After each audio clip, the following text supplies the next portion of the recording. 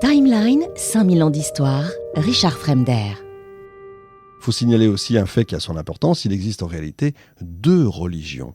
L'une officielle, pratiquée par la famille royale, les prêtres et les nobles, et l'autre privée, pratiquée par les gens du peuple, qui y ajoutent d'autres pratiques plus proches en fait de leur vie quotidienne.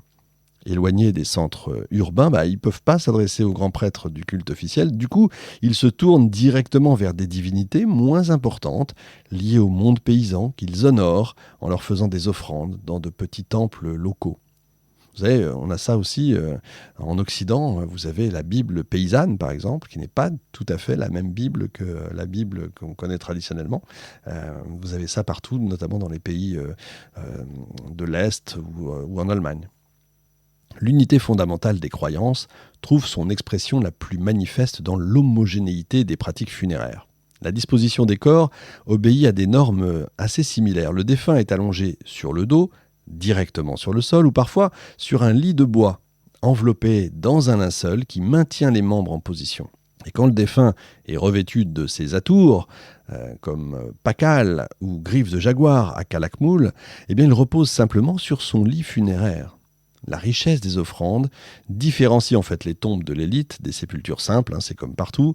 Pakal porte un masque de jade, un somptueux collier de perles de jade autour du cou, des bagues qui sont évidemment à l'emplacement de ses mains.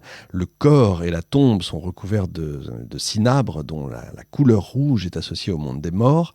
La sépulture de griffes de jaguar est exceptionnellement bien conservée, celle-là. Le défunt porte un masque de jade, lui aussi, une peau de jaguar et une majestueuse coiffure qui mêle plumes multicolores et figurines de jade, attribut de sa fonction et de son pouvoir. Tout ça est d'un émerveillement coloré, c'est extraordinaire. Les récipients font partie des offrandes funéraires aussi, ils peuvent être de type divers. Vous avez des vases codex. Alors pourquoi des vases codex ? C'est parce que leur décor polychrome rappelle celui des manuscrits mayas, des vases cylindriques également, des vases à couvercle ou encore des coupelles. Leur décor représente des motifs symboliques, des animaux, des scènes mythologiques montrant le roi engagé dans des cérémonies ou des créatures surnaturelles participant à des rituels. Leur excellent état de conservation suggère une fabrication spécifique à usage exclusivement funéraire. Ça nous rappelle quelque chose aussi là. Les sépultures des individus modestes sont plus simples, là encore. Le corps est souvent enterré sous le sol de la maison familiale, dans une fosse simple, enveloppée dans un linceul ou même dans une natte. Vous avez un petit fragment de pierre verte qui l'accompagne pour assurer son passage dans l'autre monde. Des offrandes céramiques sont déposées aussi près du corps, à côté des pieds ou de la tête. Le défunt est parfois accompagné d'objets personnels qui permettent d'identifier son métier. Vous avez des fragments de joues pour un joueur de balle, par exemple des pesons ou des meules pour une femme, des armes aussi pour un guerrier. Par contre, le traitement des corps est semblable aussi bien chez les riches que chez les pauvres, mais la différence de statut se retrouve en fait dans la sépulture elle-même. Contrairement à ce qu'on pourrait penser, les archéologues n'ont retrouvé finalement que peu de tombes. À Balamkou, vous avez un site occupé pendant près de 2 millénaires. Seulement 20 sépultures ont été mises au jour. Même chose à Tikal et à Calakmul. Où sont donc les corps des milliers de personnes qui ont vécu dans ces cités ? Si certaines sépultures ont disparu, d'autres restent évidemment à découvrir. Autre hypothèse, l'existence d'autres pratiques funéraires comme la crémation, provoquant évidemment la destruction de nombreux corps. Voire, on peut aussi se poser la question, peut-être des cimetières, des sortes de cimetières qui pourraient être mis loin. C'est des tas de questions aujourd'hui qui se posent encore. Les croyances et les connaissances dirigent évidemment la vie quotidienne des Mayas, de la naissance à la mort et au passage dans l'au-delà. L'observation quotidienne des phénomènes naturels permet d'élaborer ce qu'on appelle une cosmologie et une cosmogonie propre à inscrire l'individu au centre de ce qu'on appellerait un environnement global et ritualisé. Ils construisent une perception du monde qui va des classifications végétales ou animales à la compréhension du rythme des saisons, de la durée de l'année. Le temps et l'espace sont structurés, articulés en 3 dimensions. Maîtriser les phénomènes naturels est évidemment fondamental pour la survie de la cité. L'homme du peuple dispose de connaissances basiques relatives aux activités agricoles et aux saisons. Il sait quand il doit défricher, brûler, planter. Il connaît les plantes vénéneuses et celles qui soignent, et il côtoie suffisamment les animaux pour reconnaître ceux qui sont dangereux et ceux qui sont inoffensifs et qu'il peut chasser sans risque. Mais il ne connaît pas les grands cycles du temps ou les rites propitiatoires à accomplir pour des récoltes favorables. Il ignore que certains katoons sont favorables, alors que d'autres annoncent des catastrophes, comme des crises, des épidémies ou des invasions. Et pour prévenir ces dangers, il faut des sages, des devins, qui gardent, eux, la mémoire des temps, qui savent interpréter et comprendre les signes et alerter les dirigeants si un danger menace la survie de la dynastie ou de la cité. Voilà comment s'organise ce monde. Le destin de la cité et de ses membres dépend étroitement du temps, avec un grand T.